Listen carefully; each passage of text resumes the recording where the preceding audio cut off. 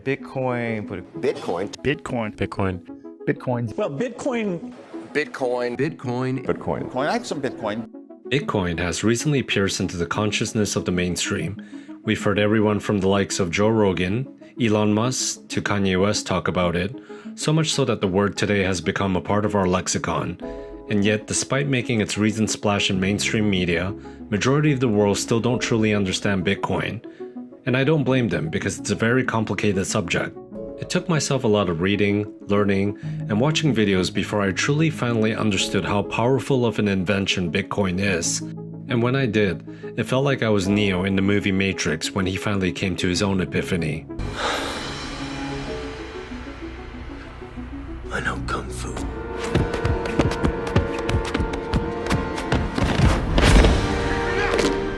It was an out-of-body experience, just because I finally understood how revolutionary and transformational Bitcoin is going to truly be.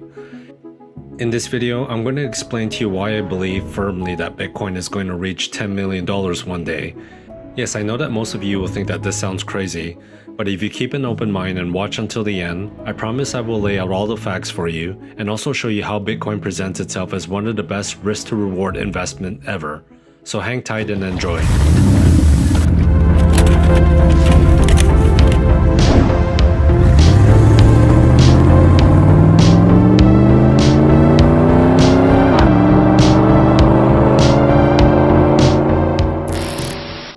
If you are relatively new to the space and find it really hard to gauge where Bitcoin's future lies, I totally get you because I was once there too. For the most part, even the mainstream media still does not fully grasp the transformational change that Bitcoin is going to usher in. You see, we are still very early into this Bitcoin and blockchain story.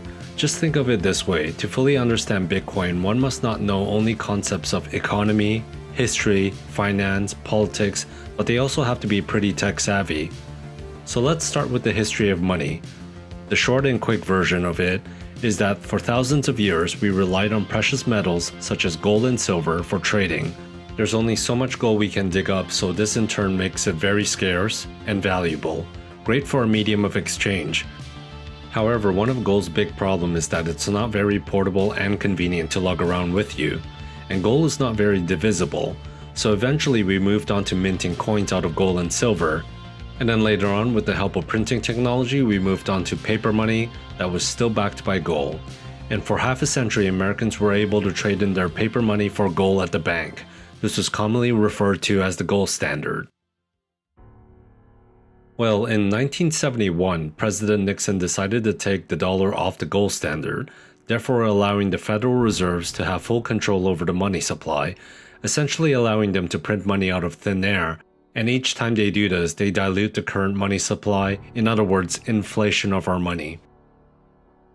Fast forward to today, all money is created and influenced by various governments and central banks around the world. This has become a huge problem, you see, because it only stands to enrich those who are in power, such as the governments and central banks. And we have countless examples of how devastating this monetary policy has been. We see countries such as Zimbabwe, Venezuela go through hyperinflation, where their money supply has been inflated at such a high rate that it requires them to take stacks of money just to buy everyday items. Here are some examples. This is how much it takes to buy a whole chicken. How about some beef? A roll of toilet paper? Or perhaps some carrots? The housing crisis. Real estate prices across the world are skyrocketing, as rich people are using them as investment vehicles instead of homes. Largely because their wealth can be protected from fiat inflation. As a result, not only does this drive house prices way beyond their fair valuation, it also makes the rich become richer and the poor become poorer, as now they are also left out of the housing market. Take a look at this website, hilariously entitled Crack Shack or Mansion. Based on how ridiculous the house prices have become in Vancouver, Canada, upwards of almost $2 million for what most would call a regular house in North America. This housing trend was largely responsible for the famous 2008 financial crash with the subprime mortgages. And what did the governments do then? They bailed out the big bankers who were largely responsible for the crash in the first place. And once again, the feds printed out more money, diluted the money supply to help out their banker friends. The crash caused many people to lose their houses, massive layoffs from their jobs, and families torn apart. It's estimated that the average American household lost a third of its net worth during the recession from the 2008 financial crash, and has since contributed to the further rising inequality gap throughout the world. Fast forward to today, take a look at the real-time national debt counter.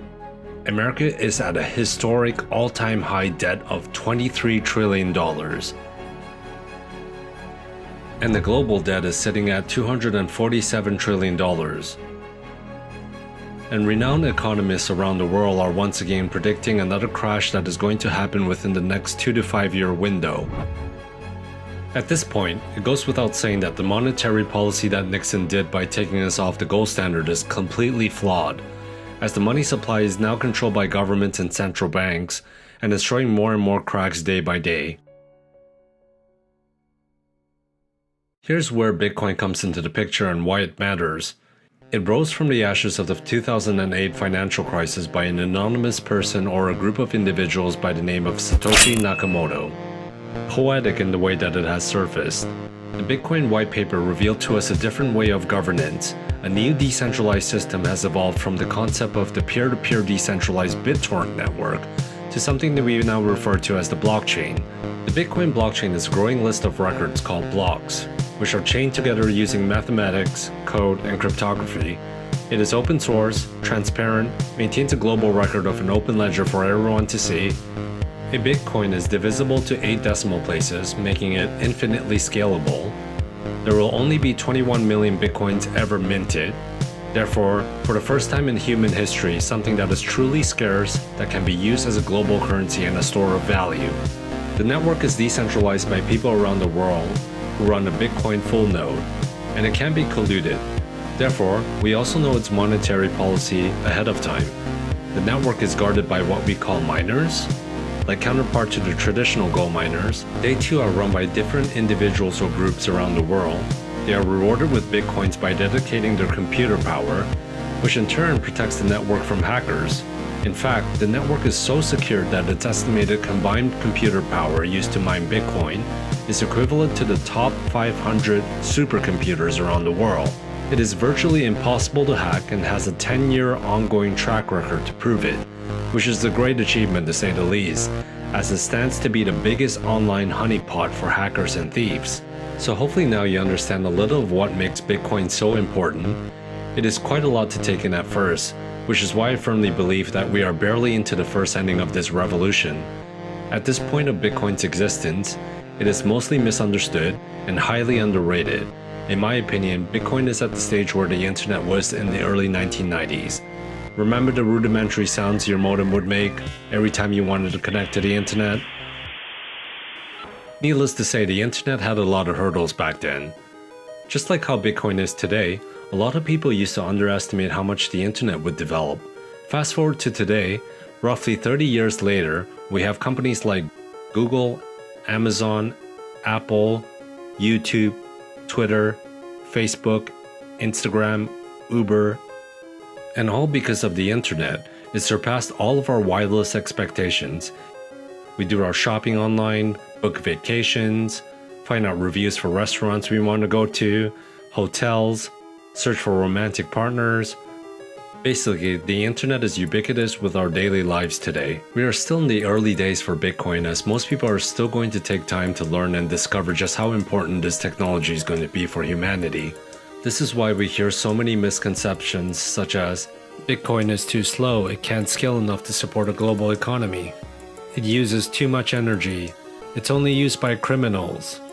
It's the MySpace of cryptos.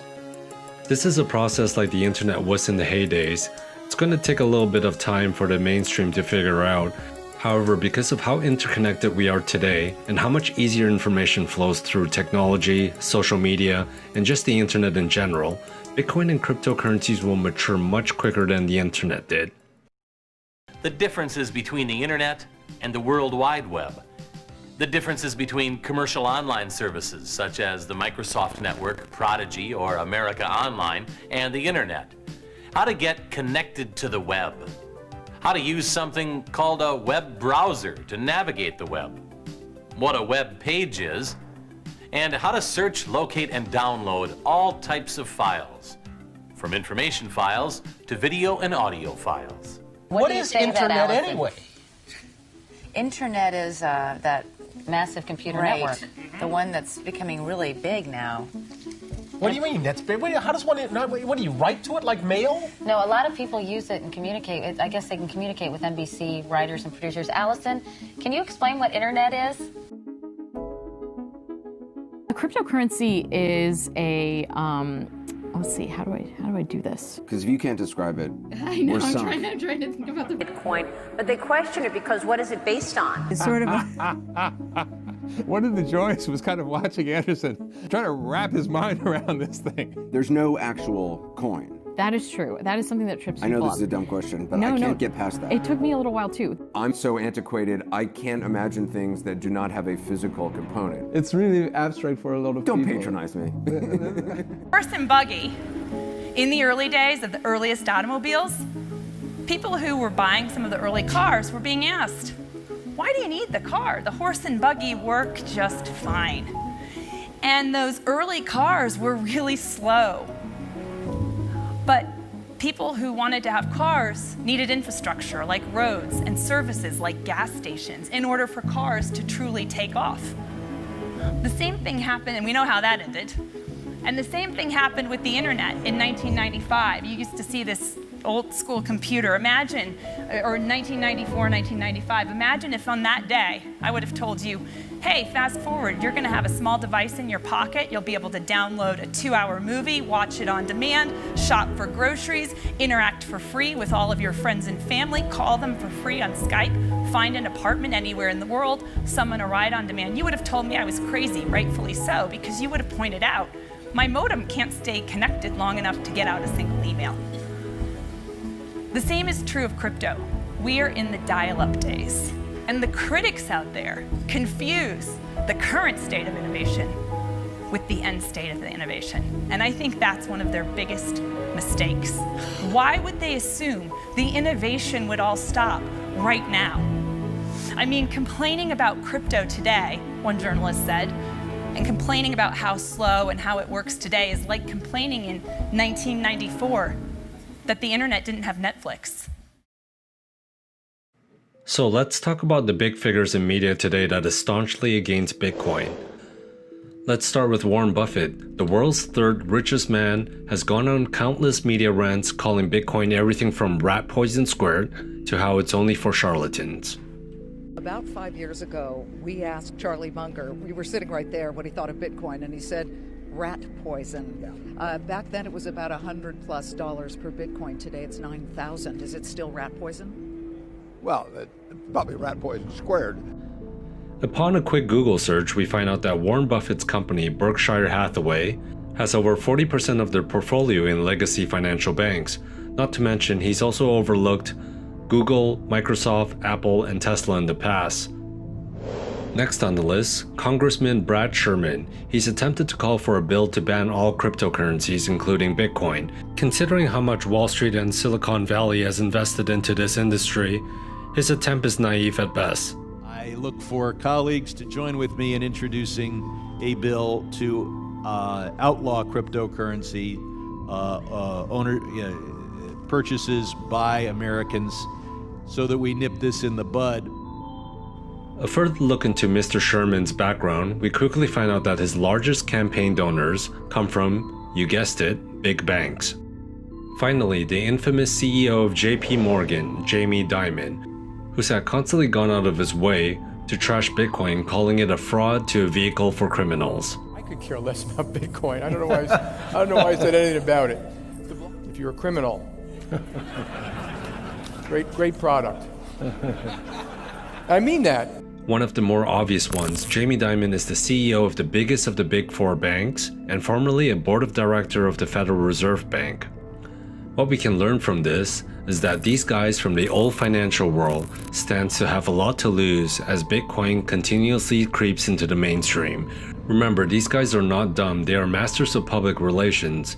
Asking these guys what they think about Bitcoin would be like asking a taxi driver his view on Uber, or Blockbuster's opinion on Netflix. Now let's flip the tables around and see what the smartest minds around the world are saying about Bitcoin. You believe that Bitcoin is going to be the world's single currency, or you hope that it is going to be the world's single currency. And I think we've seen massive value creation. Blockchain got recognized because of Bitcoin. It was a fundamental technology for Bitcoin. What an incredible thing Bitcoin is. It's still here working after I don't know how many years it's been, and it hasn't need to be changed, and it's not owned or controlled by any company. So Just let me tell you where I'm at with money right now because of Bitcoin. I've been a gold bug, like I said, since '72, and the way I see the world today with Bitcoin is that there's three kinds of money. There's God's money, which is gold and silver, again, atomic number 79 and 47. Then there's government money called fiat money or currencies, which is the dollar, the euro, the yen, the peso. And the third type of money now is cyber money, which Bitcoin and Ethereum and those guys are the most famous. It's really about what's real. You know, is money fake or is it real? And I think, so the choice, when I talk to people, I said, what do you think will be here in 2040, approximately 22 years from now? Will gold still be here? Well, it's been here since eternity. Will the dollar be here? Right. I don't think so. And will blockchain be here? I think so. So that's really the way I look at the world of money and currencies, is what's going to be here in 22 years. So back to the internet, I believe the internet will have a native currency. Really? It'll have a native currency, and I don't know if it's Bitcoin. I think it will, because just given all the tests it's been through and the principles behind it, how it was created, and it was something that was born on the internet, that was developed on the internet, that was tested on the internet. It is of the internet. Well, Bitcoin is exciting because it shows how cheap it can be. Bitcoin is better than currency in that you don't have to be physically in the same place, and of course for large transactions currency can get pretty inconvenient. The Bitcoin technology is key, and you could add to it or you could build a similar technology where there's enough attribution that people feel comfortable. This has nothing to do with terrorism or any type of money laundering. What excites you right now? What can you look at in the world today that you feel like, wow, that is a good idea, or that is really where the growth story is? I think there are these pockets in biotech that I find like that. You know, the one other one that I've been looking at a lot more have been the cryptocurrencies, and while I'm skeptical of most of them, I do think people are a little bit are maybe underestimating Bitcoin. It's like a reserve form of money. It's like gold, and it's just a store of value. You don't actually need to use it to make payments. And it's been, there's about $70 billion worth of Bitcoin in the world. There's $9 trillion worth of gold, and if Bitcoin ends up being the cyber equivalent of gold, it has a great potential that's very underestimated. That's very underestimated. That's very underestimated. Well, people question it, and I know there's been so much debate about Bitcoin, but they question it because what is it based on? I mean, you see that the dollar is based on, the trust of the Treasury, the trust of the U.S. government. What is Bitcoin based on? Well, the argument it's based on the security of the math, which tells you that it can never be diluted by a government. It can't be hacked, and it's a form of money that's absolutely that's secure in an absolute way. It's hard to mine. It's actually harder to mine than gold, and so in that sense, it's more constrained. Because there's a finite amount that are going to be made. Yeah. Right. There's 21.9 million Bitcoins that are going to be made, and if enough people hold and don't sell, and enough people borrow to buy, just like we saw in the stock market. Because look. And so, so there's scarcity. So it's point being scarcity sells. Yes, right. And there's no greater defined scarcity than Bitcoin and Ethereum. Do you own any of the? Okay. Yes. Right now, it is believed that the total money supply of all fiat currencies around the world is somewhere around $80 trillion.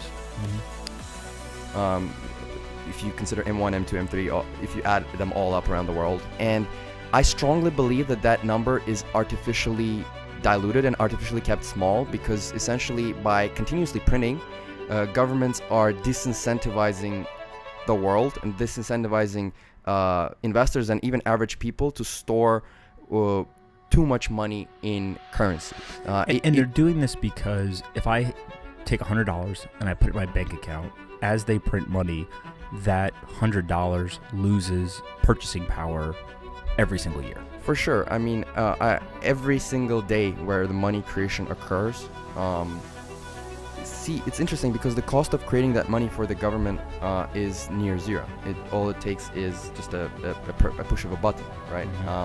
But essentially, every single unit of fiat currency that gets created reduces the wealth of the fiat holder around the world.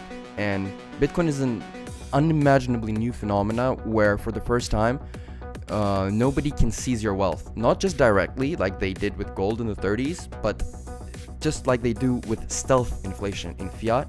Nobody can print more. And for the first time, you have this currency that you can have full, or at least very strong confidence that for the rest of your life, the percentage of the money supply of this entire system will always remain the same, which really is completely unprecedented, because even with gold, you don't have that. This current system, because the money is constantly getting diluted, people like surgeons, artisans, dentists, etc., engineers, they either have to play part-time investors on the side, or they have to sort of outsource those services to registered investment advisors and brokers, etc. And that's part of the reason why the financial system is much bigger than it has to be, why Wall Street is just a ginormous part of the world's economy. If we had something like gold, or better yet Bitcoin, then you could save your wealth and it would actually gain a little bit of purchasing power every year without having to sort of have this anxiety-riddled wave of activities that you need to do. And it's actually quite crazy how in today, I'm not even talking about the second or third world where this isn't even an option, even in the first developed civilized Western world, you have to create a diversified portfolio of equities, bonds, small caps, munis, commodities, FX, derivatives sometimes, etc., just to preserve your wealth.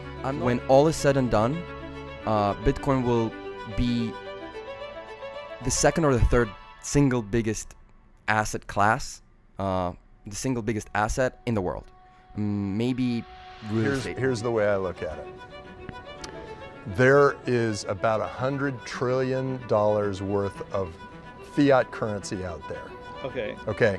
Fiat currency is poor currency.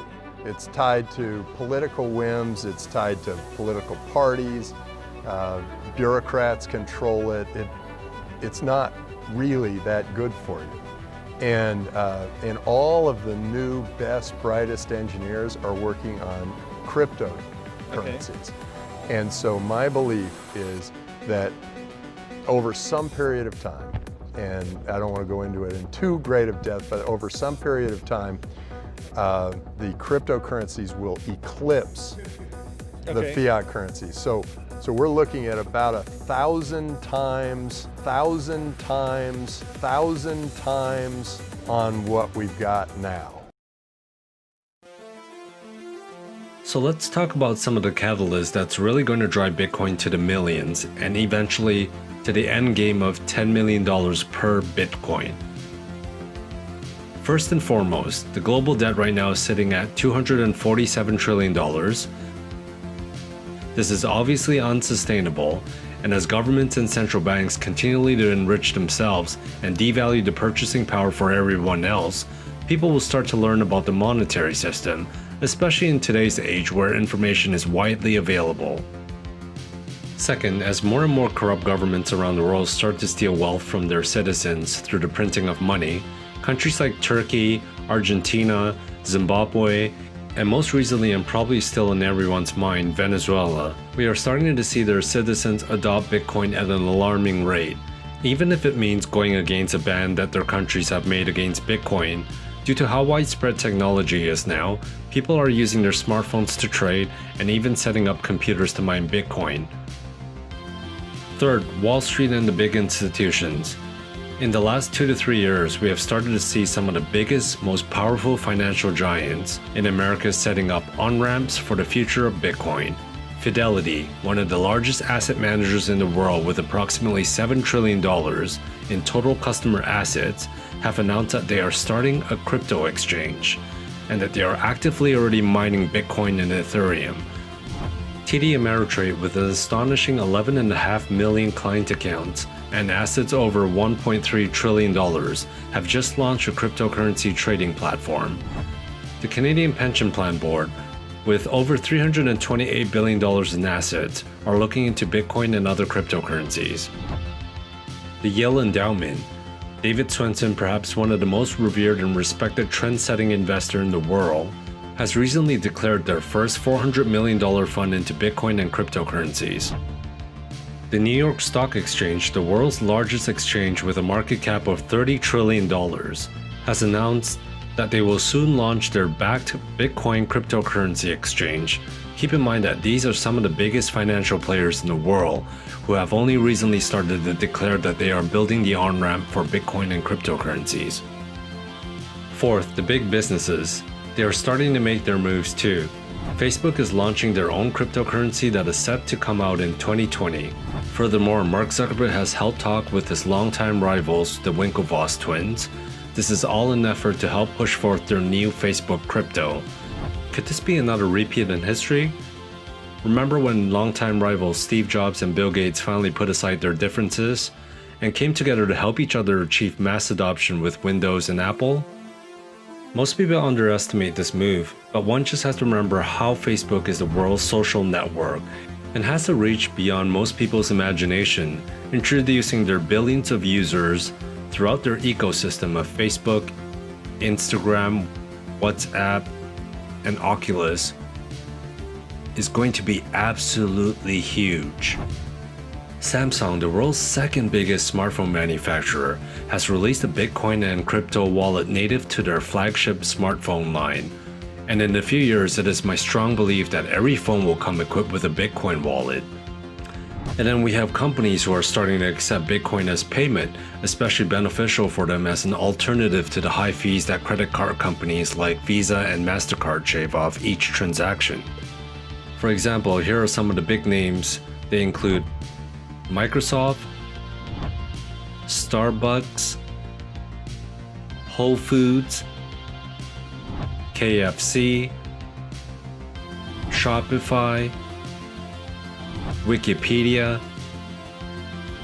and this list is going to expand year by year until every business will eventually start offering payments in Bitcoin and other cryptos to avoid the third-party rent seekers such as Visa, MasterCard, PayPal, who take a cut out of every transaction that's no longer required.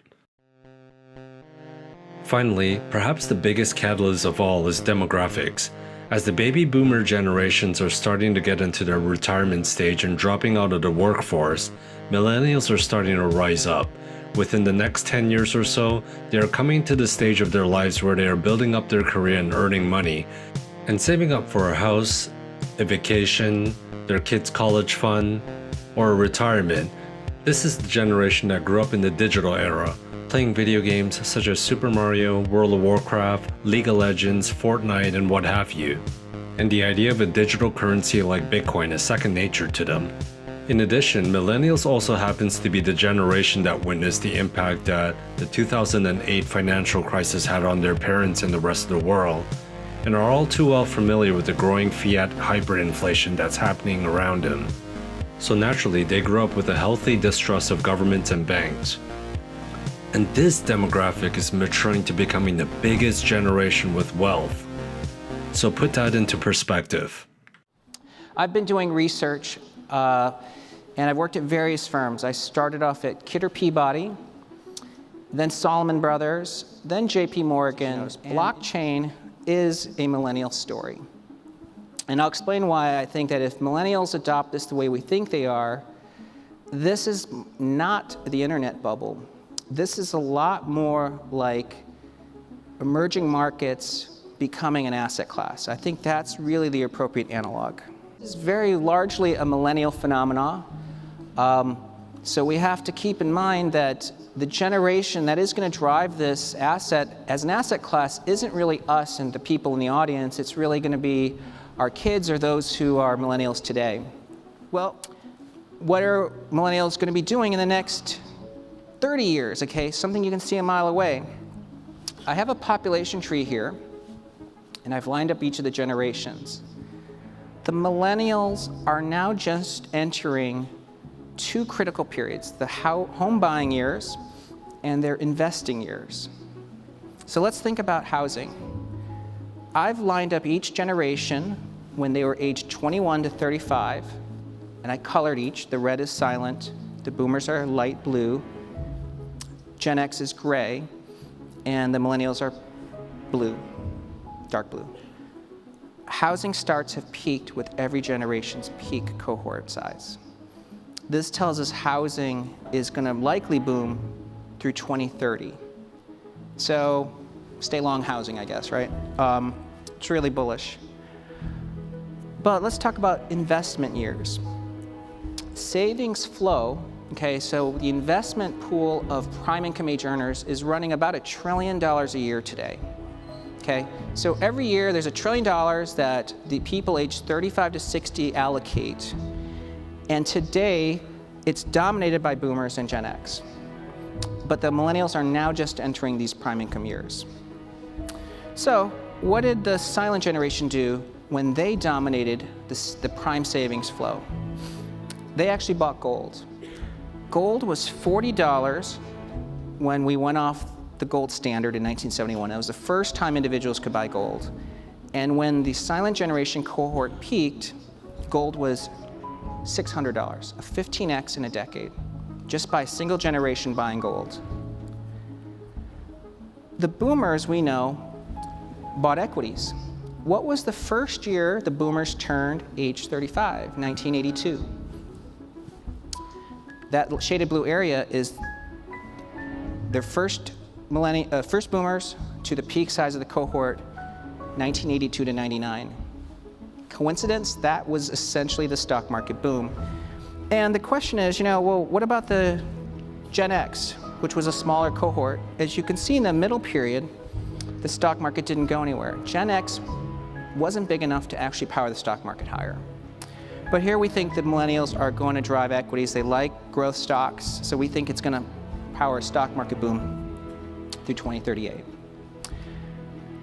Gen X liked hedge funds, and you can see that's essentially peaked with Gen X.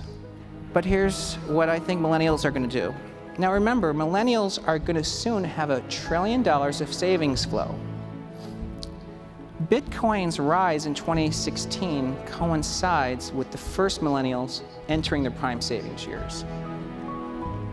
Today, crypto, for every $1 billion that goes into crypto, it's turning into roughly $25 billion of price appreciation. If millennials put 10% of their savings flow, $100 billion, into crypto, that's a $2.5 trillion rise per year. And crypto is roughly a $500 trillion market cap. So we think that you may end up seeing Bitcoin by the end of the cycle as high as $10 million per Bitcoin. Some highly intelligent financial analysts, especially the younger generation, are estimating that Bitcoin has roughly 2,000% gain from today's price to its maturity. This is what makes the risk to reward ratio so great for Bitcoin, because it's not like you have to put in a lot of money to see a high gain in the future. You don't need to buy a whole Bitcoin, which is a common misconception. You can just invest a small amount, something that you're comfortable with, and just secure it and forget about it for a few years.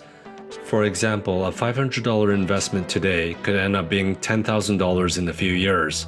That's with a 2,000% gain. One thing you have to remember is that because this is a new revolutionary asset class, it means we are still early in the adopter discovery phase. And therefore, volatility comes with the territory. As Bitcoin's market cap gets bigger and bigger, more people understand Bitcoin, there will be less speculation, and in turn the volatility will even out. So if you are invested right now, or you're planning to be investing soon, you have to have a strong fundamental understanding of how Bitcoin is going to change the world. Otherwise, you might just end up ultimately selling before catching up the ride to the biggest mass adoption phase of this technology. If you believe the current system that we have is meeting the needs of the world's disenfranchised and unbanked, then you can probably go ahead and dismiss cryptocurrency. But if you believe that it would add value to the global economy to get cheap, fast, and easy access for 2 billion people in the world, then cryptocurrency is something that you ought to pay attention to. And little by little, as I traveled around the world and I got to meet people, everybody had a story. And it usually started with something like, I have this problem, or we face this problem, or we had to endure this. I remember the first time I went to Argentina, I had a chance to meet an older gentleman, and he told me a story about the many monetary collapses he had to endure. And he showed me where he buried his silver after the government's money went bad. Then he told me about how the police showed up and stole his silver. So then he went to his backyard and showed me where he buried his other silver, because the first was a decoy cache. That's how clever these people get. But that's the reality that people live in Venezuela, reality they live in Zimbabwe. And after 2008, it made me think, how far are we in the United States away from that? We have 23 trillion in debt. Our leadership continues to get more and more incompetent. The global financial markets are not healthy. A few key facts to remember. Our movement continues to grow. It's easy to get a little hopeless and think that the best times are gone, but there's actually more people in cryptocurrency today in 2019 than there were at the peak of the market in 2017. More businesses being started today, more venture capital entering the space, more diverse capital entering the space, stronger business models. Recently, Samsung just announced that apparently crypto's coming to their phones. 3 to 5 years, that's going to be a standard for pretty much every smartphone, probably including the iPhone. And all these major consumer platforms, from Messenger to Windows itself, are prime candidates to integrate infrastructure. So our movement is growing. You'd see that kind of volatility, but I think it's going to level out once the futures contract picks up steam, once options are written on, and then there's other products like ETFs and whatnot. I think you're just going to start to see it like level out and look a little bit boring. But the interesting thing is like the opportunities now, when it's volatile, when it's small, when it's risky, that's your opportunity to make money. When there's a high risk, there's a high reward. When it gets boring and stable and kind of caps out at a couple trillion dollar market cap, there's really not much more room to go unless big. I was talking to one of my 60-year-old friends, Stan Druckenmiller, who's maybe the world's greatest speculator. And I'm only 53, and I was like, Stan, you're old. Because he was like, well, Bitcoin, gold, like, you can feel gold. But I was talking about my daughter. I said, if I give my mother digital flowers for Mother's Day, my mother will look at me and maybe slap me. And I'll hear a whole bunch of curse words coming at her. And, but if my daughter gets digital flowers from her boyfriend, she's like, oh, he loves me. Our youth are growing up in a world that's digital.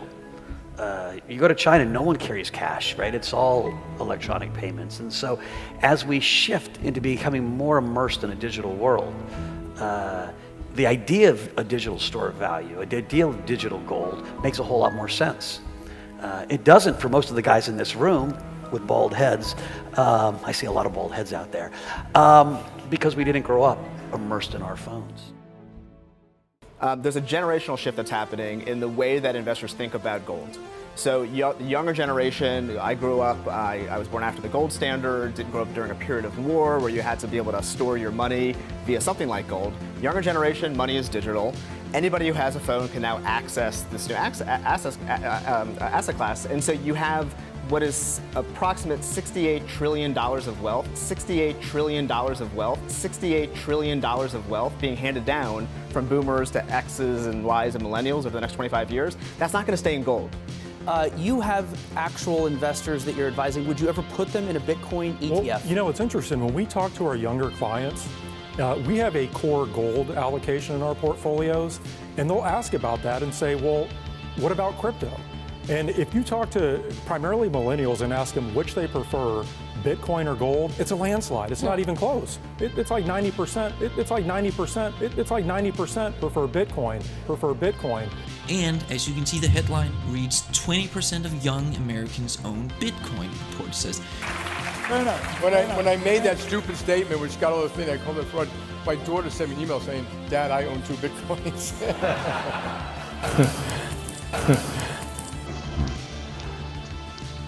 Do you know who Satoshi Nakamoto is? I know this one. So it was the anonymous person that made Bitcoin. It's kind of like a futuristic item, you know what I mean? I think it's viable. I don't know. Like, I feel like people are gravitating more towards it. Do you know what a Bitcoin is? Yeah, every time I get on the Cash App, they say I can do the Cash App with a Bitcoin. And my girlfriend, she's been trying to learn more about Bitcoin because she wants to invest and stuff. Bitcoin, Bitcoin Cash, Litecoin, and then there's Ethereum. Litecoin. So is it kind of like the fear of change? People are just scared because it's new and like you can't touch it? Yeah, it could potentially, upset the traditional banking traditions and things like that because you don't actually need a bank Got it, okay. to use it or exchange it. That's a bit scary but exciting. Oh, cool. What do you think is the future of Bitcoin? The future is the fact that you don't have to work too hard for your money. You have access to your money in an account. What do you know about Bitcoin? Bitcoin, I know the digital currency. I know there's like a possible future that will be taking over like the country use today. I know a lot of countries are actually adopting it. But I've invested a small amount and I'm going to leave it in there for like years to come. Yeah. What do you think is the future of Bitcoin? There's not going to be any more cash. It's going to be all about Bitcoin. You think Bitcoin's going to take over? Yeah. Oh, yeah, I agree with you. Thank you. I think it's on the way. It's on the come up. I mean, it's kind of low key right now. Not a bunch of people know about it, but I think it's on the way up to be one of the bigger apps of the world. Like, it's on the way up. This college? No, I'm a senior in high school. They're talking about Bitcoin in high school, and is this right? Yeah, my economics class. And what school do you go to? I go to Parkview High School. Parkview High School? Yeah. This is good. This is props for Parkview High School. In the next 10 years, it's going to be huge. It's going to blow up everywhere, Do you think you'll be able to spend Bitcoin at Starbucks one day? Yeah, I think so. Really? Yeah. It's the future. Then you come up with a number of about $2 to $5 million per Bitcoin. We just wrote a piece that we believe that Bitcoin is going to go to 10 million. $10 million per Bitcoin price in today's terms, without even counting the sort of the inevitable hyperinflation of fiat currencies. And so this is my reasoning. So you think that a single Bitcoin will be worth $10 million in today's money? Mm-hmm. Yes, I do. Going to the next stage, which will be the solution to the world debt problem. Then we will go to $10 million. A single Bitcoin will be worth $10 million in today's terms for one Bitcoin. That will be a $160 trillion market cap or network value, a 2,000x increase between now and our death. So we think that you may end up seeing Bitcoin by the end of the cycle as high as $10 million per Bitcoin. $10 million per Bitcoin. $10 million per Bitcoin.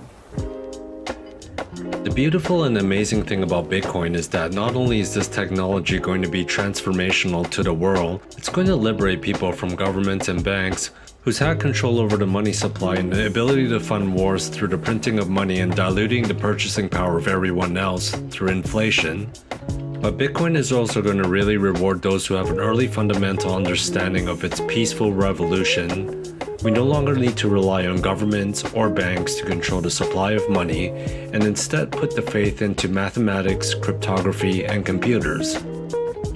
In a funny way, if you really think about it, Bitcoin's combination of being deflationary, only 21 million Bitcoins ever will be made, decentralized, digital, uncensorable, unseizable, transparent, peer-to-peer, is really a first of its kind ever in human history, making it really a get-rich scheme and a revolution built into one.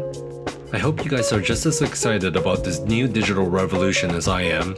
If so, please hit the like, subscribe button. Also be sure to share and retweet this video to your friends and family to ensure that the newcomers into the space have the tools and knowledge to accelerate this inevitable future of Bitcoin and blockchain. The decentralized revolution has only just begun. We are all stakeholders in this ecosystem. I love you all, and I hope you have a wonderful day. Peace.